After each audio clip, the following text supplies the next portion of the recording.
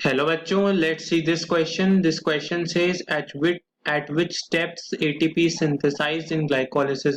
ऐसे कौन से स्टेप्स हैं जिनमें ग्लाइकोलिसिस के प्रोसेस में जहाँ पे ATP बनती है. So let's see the key concept here. Key concept हमारा यहाँ पर है ग्लाइकोलिसिस का प्रोसेस. ग्लाइकोलिसिस का प्रोसेस है. ग्लाइकोलिसिस में होता क्या है? There is breakdown of glucose, breakdown of glucose into pyruvate. Pyruvate में बदलने को या ब्रेक डाउन करने को ग्लाइकोलिसिस बोला गया है. तो ग्लाइकोलिसिस के कितने स्टेप्स हैं? We have 10 steps. In this हमें बताना है कि एटीपी कहाँ सिंथेसाइज होती है, कहाँ एटीपी सिंथेसाइज होती है. So let's see the steps involved. हमारे पास पहले ग्लूकोज होता है. ग्लूकोज से बनता है ग्लूकोज 6 फॉस्फेट. Glucose 6 phosphate. इससे फिर ग्लूकोज 6 फॉस्फेट से क्या बनता है? Fructose 6 phosphate. फ्रक्टोज 6 फॉस्फेट के बाद क्या बनता है? Fructose 1,6 bi phosphate. 1,6 bi phosphate. उसके बाद क्या बनता है? 2,3 phosphoglyceraldehyde. It could be glyceraldehyde 3 phosphate. It is the same thing. aldehyde. ये इंटर कन्वर्टेबल है किससे? डाईहाइड्रोक्सी एस्टोन फॉस्फेट से. डाईहाइड्रोक्सी एसीटोन फॉस्फेट से. Okay, so this is. इसमें हम बता देते हैं एंजाइम कौन कौन से इन्वॉल्व हैं और कहाँ एटीपी कंज्यूम हो रही है. ये यहाँ पे क्या हुआ? एक एटीपी यहाँ से एटीपी में कन्वर्ट हुई. एंजाइम इन्वॉल्व कौन सा था? हेक्सोकाइनेज. हेक्सोकाइनेज. उसके बाद ग्लूकोज 6 फॉस्फेट से फ्रक्टोज 6 फॉस्फेट बनाने के लिए कौन सा एंजाइम यूज हुआ? Phospho gluco isomerase. Phospho gluco isomerase enzyme use हुआ. देन फ्रक्टोज 6 फॉस्फेट से फ्रक्टोज 1,6 बाई फॉस्फेट में क्या हुआ? फिर से एक एटीपी कंज्यूम हुई. We have 1 ATP consumed here. मतलब एटीपी फिर से एक बार यूज की गई, एटीपी में बदल गई. एंजाइम कौन सा था यहाँ पे? फॉस्फोफ्रक्टोकाइनेज.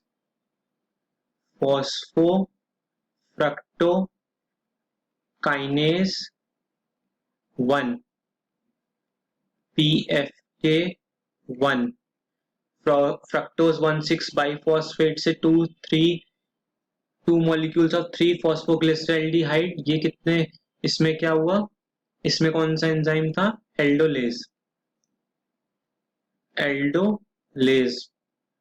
इससे फिर 3 फॉस्फोग्लिसरैल्डिहाइड से जो इंटरकन्वर्टिबल डाइहाइड्रोक्सी एस्टोन फॉस्फेट है, यहाँ पे कौन सा यूज हुआ?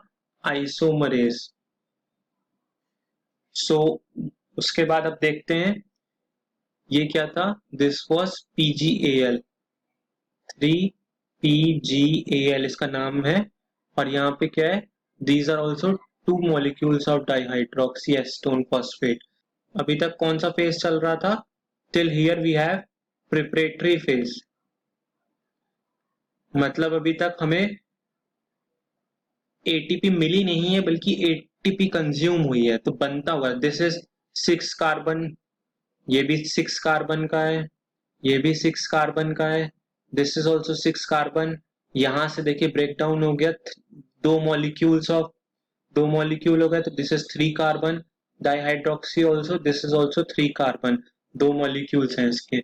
सो अभी तक हमारा प्रिपरेटरी फेज चल रहा था. अब हमारा आएगा पे off phase. Let's see that. इस फेज के दिस स्टेप के बाद 3 PgAl का क्या होता है यहाँ पे देखते हैं. हमने कहाँ स्टॉप किया था? 3-phosphoglyceraldehyde, ये क्या था? This is similar to glyceraldehyde three phosphate, so confuse नहीं होना है। दे दो मॉलिक्यूल्स था, हमने यहाँ तक देखा, इंटर कन्वर्टेबल था, 2 molecules of dihydroxy acetone phosphate से। सो इसके आगे देख लेते हैं। इसके बाद बनाता है 1,3 by phosphoglyceric acid, by phosphoglyceric acid, 1,3-biphospoglyceric acid. This converts to 3-phosphoglyceric acid. 3-phosphoglyceric acid बनाता है। This 3-phosphoglyceric acid then बनाता है 2-phosphoglyceric acid.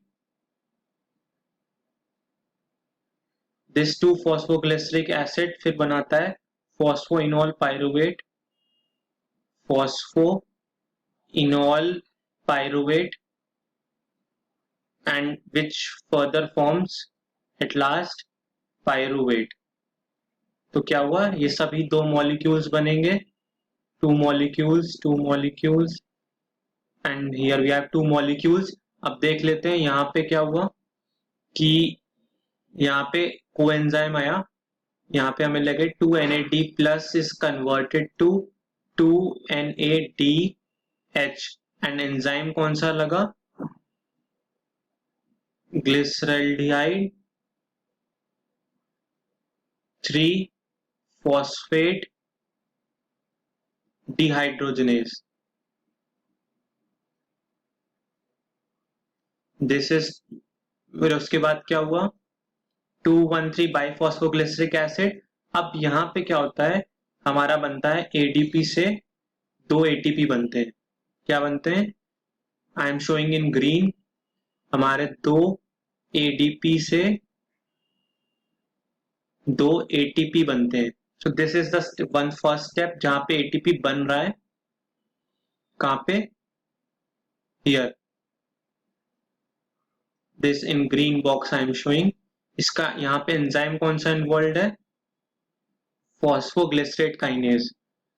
We have phosphoglycerate kinase, phosphoglycerate kinase. Then 2,3-phosphoglyceric acid से 2-phosphoglyceric एसिड किससे बनता है? Phosphoglyceromutase, phosphoglyceromutase. Then 2-phosphoglyceric acid से enolase convert करता है 2-phosphoenol pyruvate। यहाँ पे क्या होता है? 2H2O मॉलिक्यूल्स हट जाते हैं, डिहाइड्रेशन हो जाता है। देन फर्दर 2-phosphoenol pyruvate से 2 pyruvate बनने में 2 ATP मॉलिक्यूल जनरेट होती है। यहाँ से फिर से मैं ग्रीन में शो कर रहा हूँ, 2 ADP is converted to 2 ATP. Here कौन सा एंजाइम यूज हुआ? Pyruvate kinase, pyruvate kinase. So यहाँ पे हमने फिर से ग्रीन में शो किया, 2-phosphoenol pyruvate से 2 pyruvate बनने वाले स्टेप में दूसरी बार जनरेट हुआ है। सो हम जानते हैं कि तो टोटल ATP कितनी जनरेट हुई? 2NADH बना इक्वल टू 6 ATP, क्योंकि 1 NADH equal to 3 ATP। Then हमारे यहाँ पे 2 ATP बने, यहाँ 2 ATP बने, 2 ATP here, then again 2 ATP, तो टोटल वी गॉट 10 ATP।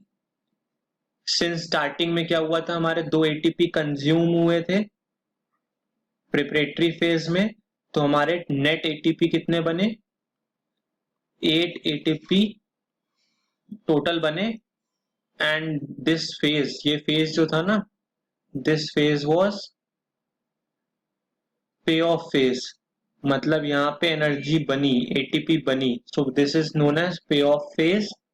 यहाँ पे सारे ही 3 कार्बन एटम्स हैं, this is 3 carbon, 3 carbon atoms, 3 carbon, 3 carbon, 3 carbon, 3 carbon atom है, 3 carbon atoms in all these molecules. तो हमारे ये दो steps थे, 1,3 बाइफॉस्फोग्लिसरिक एसिड से two molecules of 3 phosphoglyceric acid बनने में 2 एटीपी बने, एंड 3 फॉस्फोइनोल पायरुवेट से 2 पायरुवेट बनने में हमारे 2 एटीपी बने. सो हमारा क्वेश्चन था in which steps is ATP synthesized in glycolysis. So these were the both steps. Hope you all understood it well. Best of luck.